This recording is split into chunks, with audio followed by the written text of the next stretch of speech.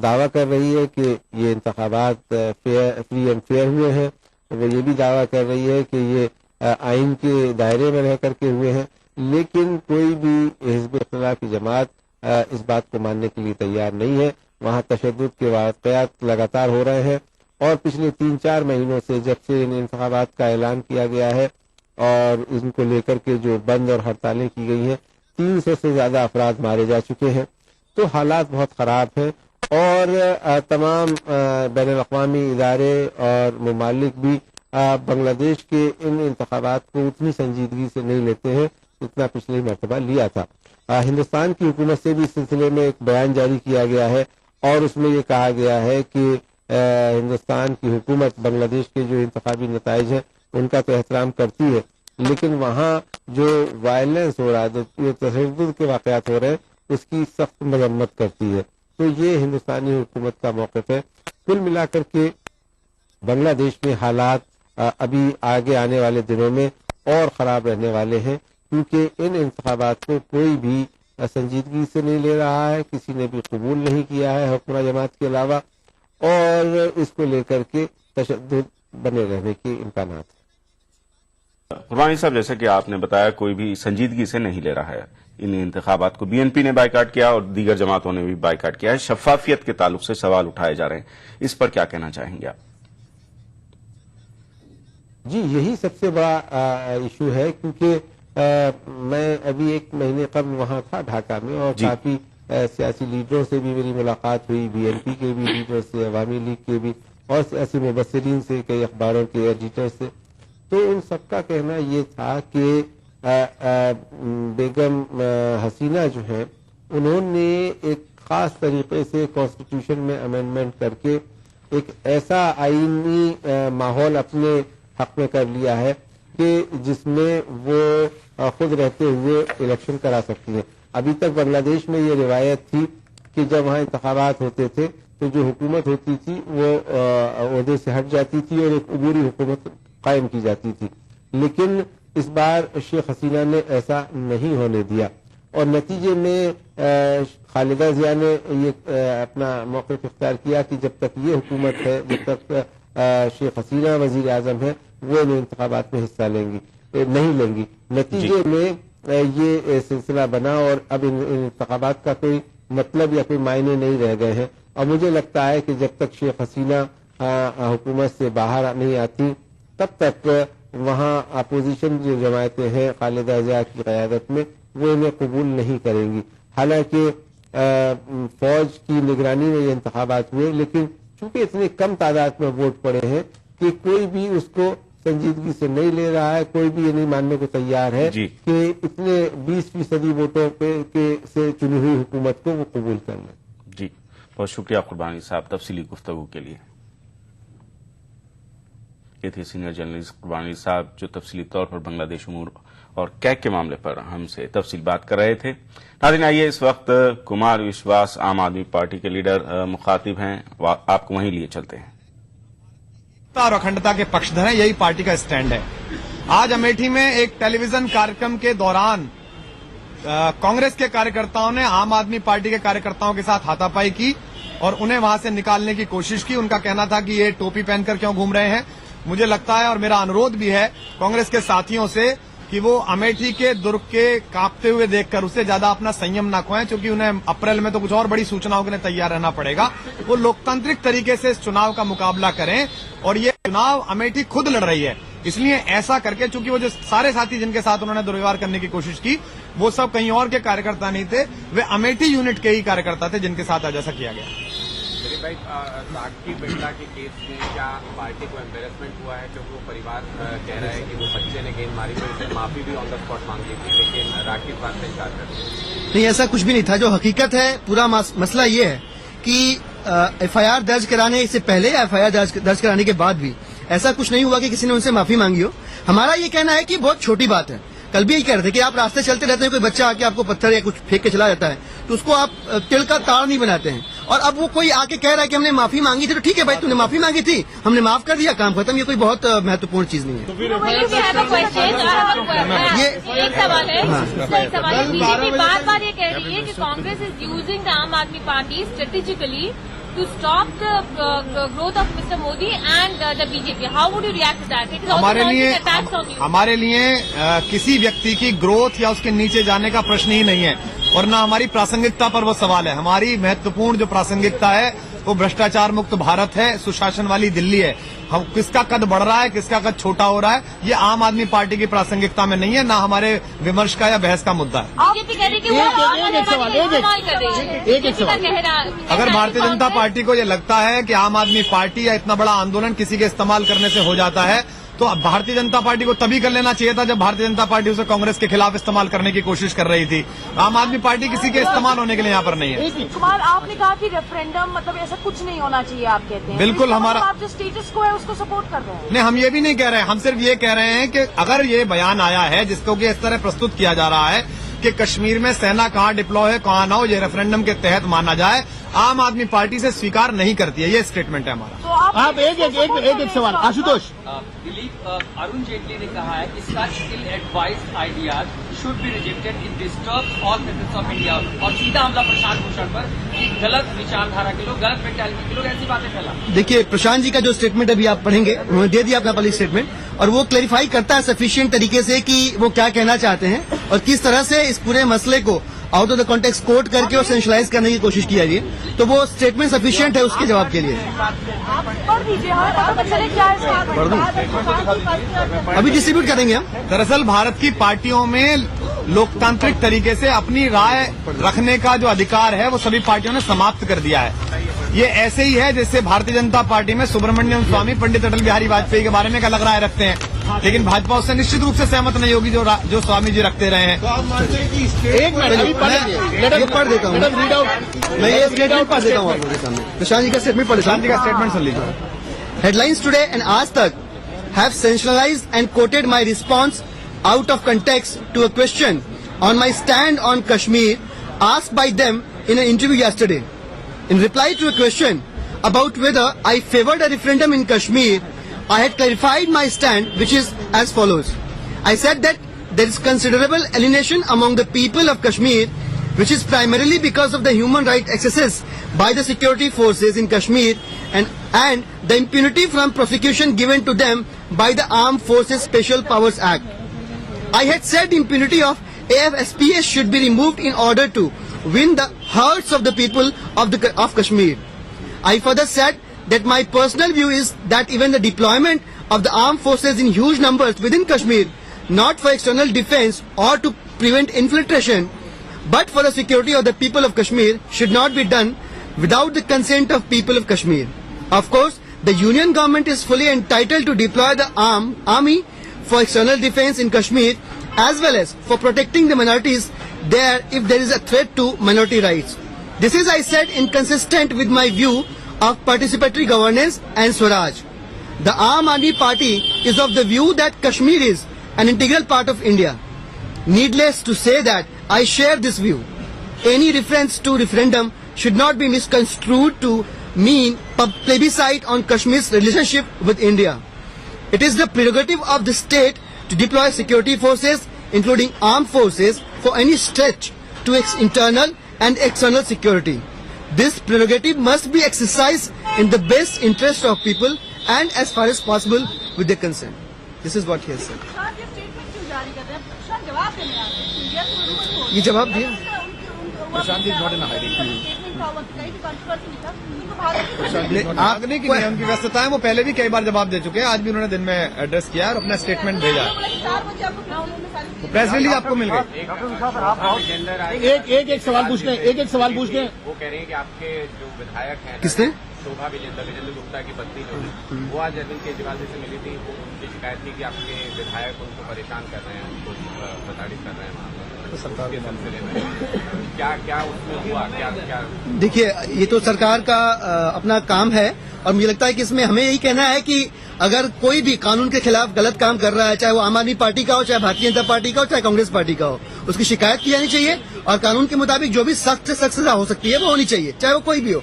तो ये लगता है कि जो भी है वो जाए, वो रिपोर्ट लिखवाएं, केस दर्ज करें और बात को आगे लेके राखी है उसमें पार्टी अपने स्तर पे कोई जांच करवाएगी, क्योंकि कल राखी 12 बजे तक थाने में बैठी रही। पुलिस वालों ने उनको बोला कि ठीक है आप कंप्लेंट दे दीजिए, हम देख लेते हैं क्या है, लेकिन उन्होंने डटी है कि जब तक एफआईआर दर्ज नहीं होगी हम नहीं जाएंगे। नहीं, पार्टी क्यों जांच कराएगी? जांच कराने के लिए पुलिस है, थाना है, पूरी एजेंसीज हैं, वो जांच कराएंगी। पार्टी के लिए जांच कराने का सवाल नहीं पैदा होता। वो बच्चा अगर इसको बता पाए, क्योंकि बच्चे ने माफी मांगी तो राखी एफआईआर वापस होगा।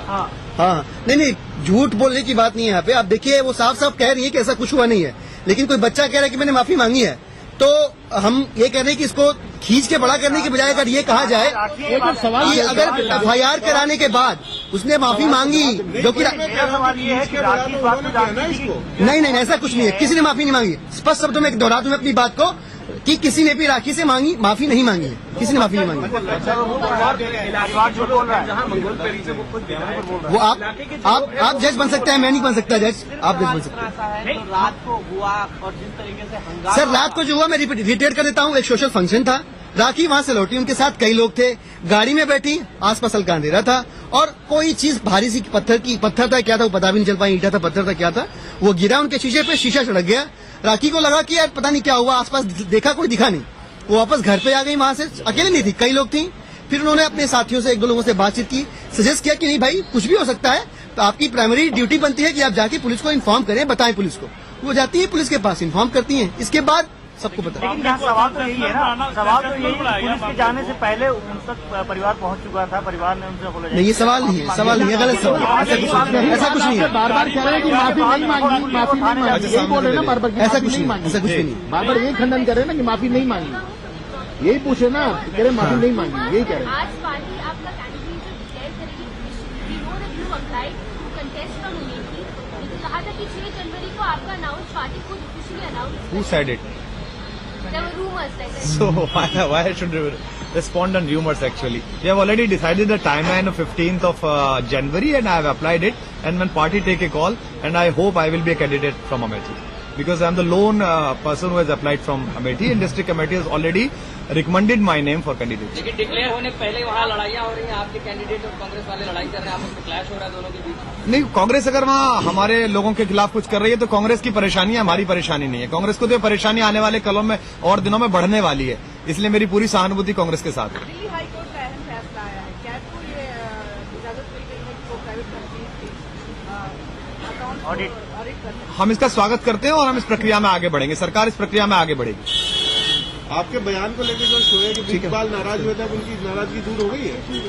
2005 का एक कार्यक्रम था, आज से 5 महीने पहले वो भारतीय जनता पार्टी के हैंडल से उठाया गया था, आउट ऑफ द कंटेस्ट। मैंने उस समय भी कहा था अगर किसी को भी इसके भावनाएं आहत हुई हो तो उसके लिए हम क्षमा प्रार्थी हैं, तब वो मामला शांत हो गया था। उसके बाद अगर ये दोबारा हुआ है तो हमने उसको दोबारा रिपीट करा है। जहां तक उनके समर्थन लेने और देने का विचार है, ना तो उनसे समर्थन मांगा गया था, ना उनसे कहा जा रहा है कि वो बनाए रखें। उन्हें तय करना है कि वो किन मुद्दों पर समर्थन देंगे, किन पे देंगे। भारतीय जनता पार्टी और कांग्रेस का संयुक्त अभियान है कि वो पिछले 20 साल के मेरे कवि सम्मेलन मुशायरों को काट छाट के लगातार प्रस्तुत करेंगे। तो यदि उन्हें राजनीति मेरी कविताओं पर करनी है तो इस पर तय कर लें, और दिल्ली और देश के मुद्दों पर तय करनी है तो उस पर तय कर लें। Thank you. आम आदमी पार्टी के कुमार विश्वास इस वक्त प्रेस कॉन्फ्रेंस से मुखातिब थे, सवालात के जवाब दे रहे थे। लेते हैं मुख्तसर सा वक्फा, जल्द हाजिर होंगे। नेशनल बॉल पेंटिंग के फाइनल मुकाबले में लकी, पप्पू और छुटकाऊ ने हिस्सा लिया। जहां लकी ने चौक मिट्टी, पप्पू ने पीओपी, वहीं छुटकाऊ ने जेके वॉल पुट्टी का बेस बनाया और कम पेंट का इस्तेमाल करते हुए दीवार को सबसे स्मूथ और खूबसूरत फिनिश दिया और ये प्रतियोगिता जीत। व्हाइट सीमेंट वाली JK wall putty is the best. सीलन से भी पपड़ी का कोई चांस नहीं होता, दीवारें बोल उठेंगी।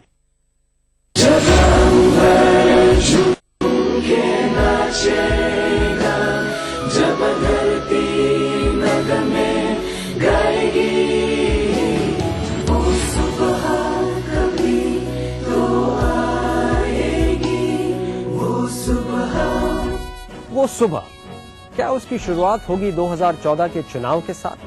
क्या वो आगाज होगा एक नए हिंदुस्तान का? वो सुबह आएगी।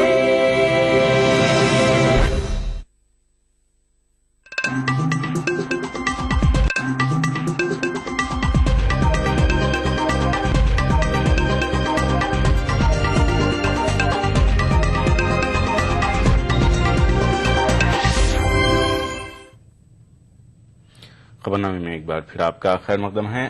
बीजेपी लीडर अरुण जेटली इस वक्त प्रेस कॉन्फ्रेंस से मुखातिब हैं। सीधे आपको वहीं लिए चलते हैं। The distinctive edge that we have over the Congress is almost being accepted by all.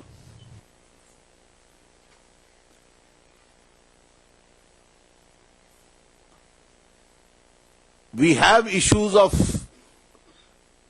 importance to India's national security, which are capable of disturbing the economic environment. They are capable of disturbing the political environment. And we have to deal with them in a very challenging manner. I think knowing the background and the past history of the BJP, our entire legacy, we've been very firm on these issues. Yesterday I came across statements like a referendum in the Kashmir Valley on whether they want security forces to be present there or not. इस वक्त Arun Jaitley press conference से मुखातिब थे और कश्मीर पर प्रशांत भूषण के दिए गए स्टेटमेंट पर गुफ्तगू कर रहे थे। आगे बढ़ते हैं। सुप्रीम कोर्ट ने साबिक जज जस्टिस गांगुली के जिनसी हरासनी मामले के सिलसिले में दायर मफाद आमा की 2 अर्जदाश्तों को मुस्तरद कर दिया है। एक मफाद आमा की अर्जदाश्त में जस्टिस गांगुली के खिलाफ कार्रवाई की अपील की गई थी, जबकि दूसरी मफाद आमा की अर्जदाश्त गांगुली को मगरबी बंगाल हुकूक इंसानी कमीशन के चेयरमैन के ओहदे से हटाने के मरकज के इक़दाम के खिलाफ दायर की गई थी। सुप्रीम कोर्ट ने इन दोनों अर्जदाश्तों को यह कहते हुए मुस्तरद कर दिया कि कानून अपना काम करेगा। वाज़ेह है कि मरकजी हुकूमत ने हाल ही में जस्टिस गांगुली को हटाने के सिलसिले में सदारती रेफरेंस को मंजूरी दी थी। गांगुली पर एक खातून लॉ इंटर्न के साथ जिनसी छेड़छाड़ का इल्जाम है। दिल्ली के लेफ्टिनेंट गवर्नर नजीब जंग ने कहा कि रियासती हुकूमत सरकारी महकमों से करप्शन के खात्मे के अपने वादे की पाबंद है। नजीब जंग दिल्ली असेंबली से खिताब करते हुए आम आदमी पार्टी हुकूमत की पॉलिसियों पर रोशनी डाल रहे थे। समाप्त करने के लिए सभी उपाय करेंगे। लोकपाल विधेयक का ये प्रारूप पारित करना मेरी सरकार की प्राथमिकता होगी, जिसके लिए अन्ना हजारे जी ने अनशन किया था। सरकार विशेष रूप से नागरिकों के रोजमर्रा के जीवन को प्रभावित करने वाली योजनाओं और परियोजनाओं में नागरिकों को शामिल करने के प्रति वचनबद्ध है। लोगों के सुझाव मांगे जाएंगे और जहां संभव होगा उन सुझावों को शहर के विकास के लिए सरकार की योजनाओं में शामिल किया जाएगा। नागरिकों के सरोकारों और चिंताओं पर ध्यान दिया जाएगा और उन्हें यथोचित महत्व प्रदान किया जाएगा। सरकार नागरिकों के रोजमर्रा के जीवन में रचनात्मक ढंग से योगदान करने की इच्छुक है। बीजेपी ने लेफ्टिनेंट गवर्नर के खुतबे को मायूसकुन करार दिया है। बीजेपी लीडर हर्षवर्धन ने कहा कि लेफ्टिनेंट गवर्नर के खुतबे में कोई नई बात नहीं थी। भ्रष्टाचार को समाप्त करने के लिए सरकार के पास क्या योजना है, इसका कोई जिक्र तक इसके अंदर नहीं है। और पुरानी वही बात, एक लोकपाल का रेफरेंस के अलावा हम भ्रष्टाचार को कैसे काबू करेंगे। आम आदमी पार्टी लीडर कुमार विश्वास ने माफी मांग ली है। इस तरह उन्होंने जेडीयू का एतमाद दोबारा जीत लिया है। ख्याल रहे कि जेडीयू लीडर शोएब इकबाल ने कुमार विश्वास पर मजहबी जज्बात मजरूह करने का इल्जाम लगाया था और उन्होंने धमकी दी थी कि अगर विश्वास माफी नहीं मांगते हैं तो तायद वापस लेने पर गौर किया जाएगा।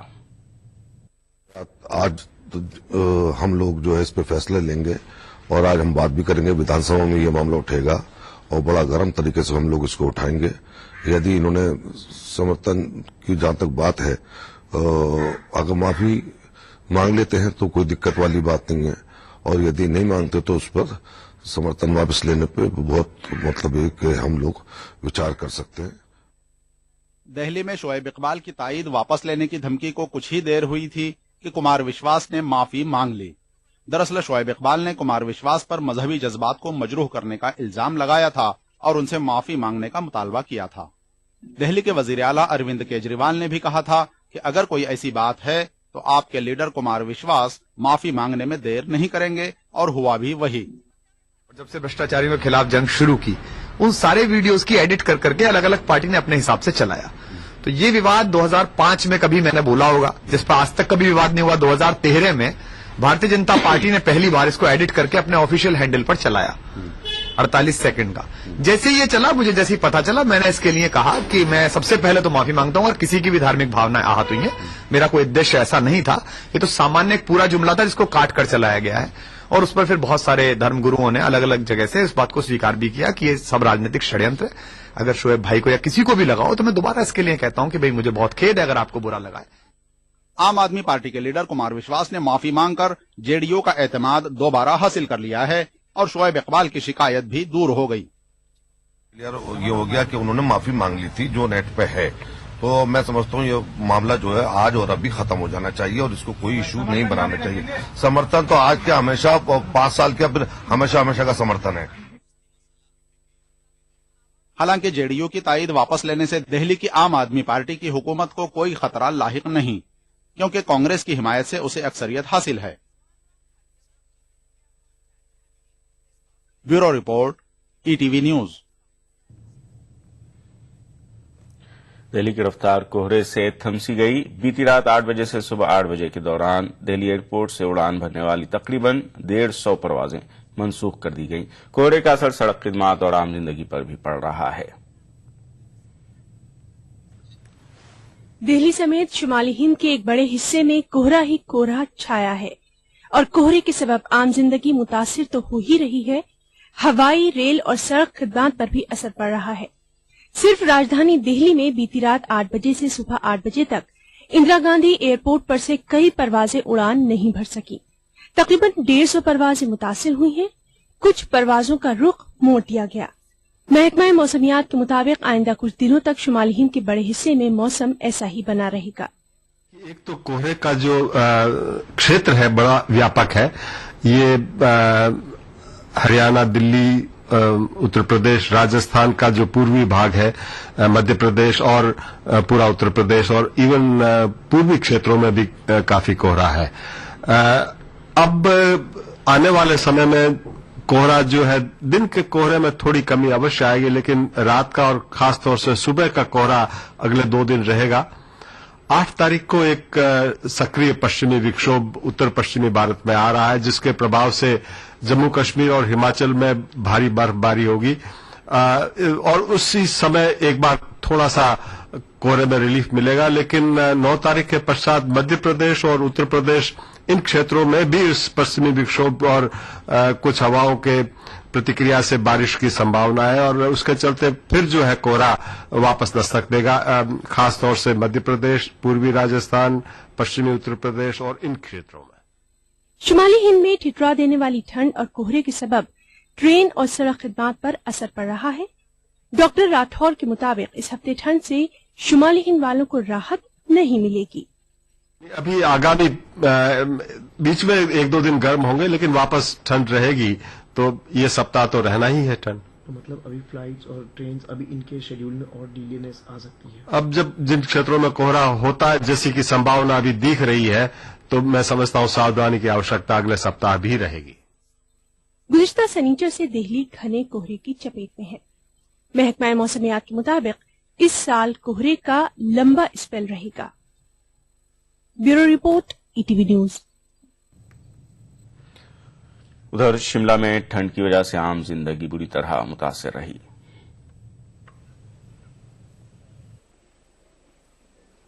सर यहाँ तो ठंड का बहुत मुश्किल हुआ है आजकल, क्यों बहुत सर हमने ये जो फैरन पाए हैं इसमें भी हमारे को ठंड लगता है, क्योंकि बहुत दिक्कत है यहाँ पे आता है हमारे को काम करने के लिए।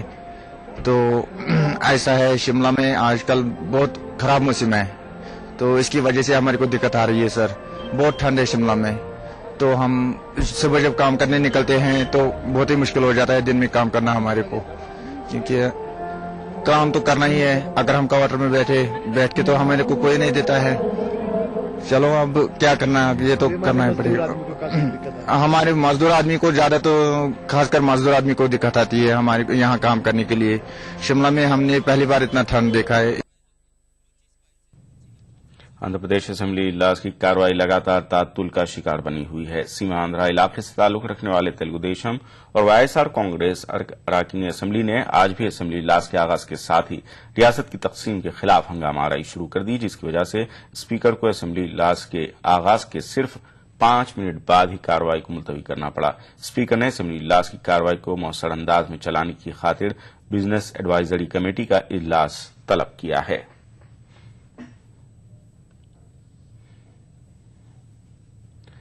नलगोंडा जिले के बीबीनगर में एक केमिकल फैक्ट्री में भारी आतिशबाजी की वजह से कारखाने के 14 रिएक्टर धमाके से फट गए। धमाके के बाद पूरी फैक्ट्री मुहिब आग की लपेट में आ गई। फैक्ट्री में स्टोर किए गए कीमियावी अशिया से भरे हजारों ड्रम्स शोलों से भड़क उठे। इस वाक़े के बाद आसपास के रिहायशी इलाकों से लोगों को महफूज मकामात पर मुंतकिल किया गया। आग के नतीजे में धुएं के कसीफ बादलों की वजह से लोगों में दहशत फैल गई थी। एक मोहताद अंदाजे के मुताबिक आतिशबाजी की वजह से 15 करोड़ रुपए का नुकसान हुआ है। पानी की कमी की वजह से फायर अमले को आग पर काबू पाने में काफी दुश्वारी का सामना करना पड़ रहा है।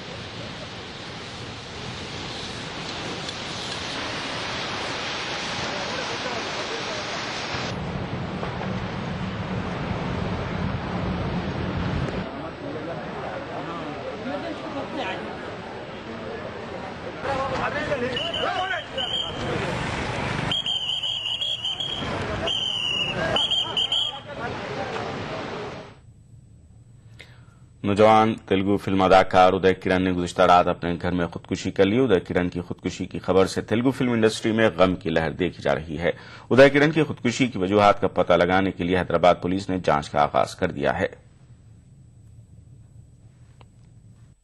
तेलुगु फिल्म इंडस्ट्री में अपनी अदाकारी से अनोखी पहचान बनाने वाले उदय किरण नहीं रहे। उदय किरण ने इतवार की शब हैदराबाद श्रीनगर कॉलोनी में वाक़ अपने मकान में खुदकुशी कर ली। पुलिस के मुताबिक इस इंतहाई कदम की इत्तला खुद उदय किरण ने अपने दोस्तों और रिश्तेदारों को दे दी थी। ताहम रिश्तेदारों के पहुंचने तक उदय किरण ने फांसी ले ली। रिश्तेदारों ने उन्हें फौरन करीबी अस्पताल मुंतकिल किया, लेकिन डॉक्टरों ने उदय किरण को मुर्दा करार दे दिया। इस वाक़े की इत्तला मिलते ही बंजारा हिल्स पुलिस मौके पर पहुंच गई। पुलिस के मुताबिक उदय किरण के अफराद खाना एक दावत में शिरकत के लिए गए हुए थे। इसी दौरान उदय किरण ने खुदकुशी कर ली। इतवार की रात 11:30 बजे उदय किरण की अहलिया विशिता घर पहुंची तो उदय किरण की लाश पंखे से लटकी पाई गई। बंजारा हिल्स पुलिस ने मुकदमा दर्ज करके जांच का आगाज कर दिया है। पुलिस ने उदय किरण के रिश्तेदारों और पड़ोसियों के बयान रिकॉर्ड कर लिए हैं। पुलिस ने खानदानी इख्तलाफात को उदय किरण की खुदकुशी का सबब बताया है। ताहम मुख्तलिफ पहलुओं से मामले का जायजा लेने के लिए पुलिस अभी मसरूफ तहकीकात है। उदय किरण की अफसोसनाक मौत पर तेलुगु फिल्म इंडस्ट्री से जुड़े अफराद हैरत का इजहार कर रहे हैं।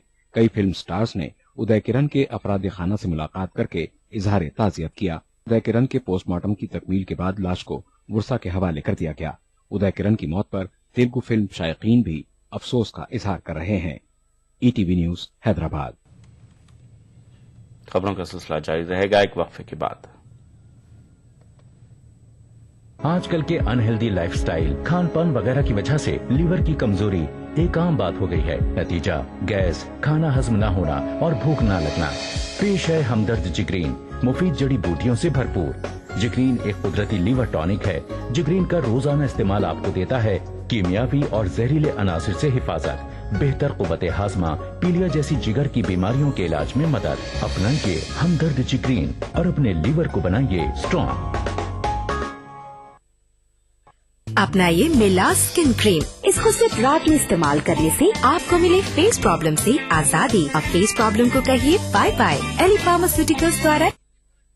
वो सुबह कभी तो आएगी। अर्बनाइजेशन तेज रफ्तार से आगे बढ़ रहा है। तकरीबन 30% हिंदुस्तान शहरों में रहता है। आज नगर में ही नगर के भीतर दो नगर नजर आते हैं। एक सेवादारों का नगर, दूसरा सेवा पाने वालों का। आपने सुनी नेताओं की आवाज, हम सुनना चाहते हैं आपकी आवाज। बेहतर शहरीकरण के लिए आज ही अपने आइडियाज भेजें। Change India, an agenda for the next PM. देखिए ईटीवी उर्दू सभी डीटीएच प्लेटफॉर्म पर। डिश टीवी पर चैनल नंबर 787, एयरटेल पर चैनल नंबर 610, टाटा स्काई पर चैनल नंबर 176, बिग टीवी पर चैनल नंबर 972, वीडियोकॉन पर चैनल नंबर 750। देखिए आपका अपना चैनल और भी बेहतर क्वालिटी में।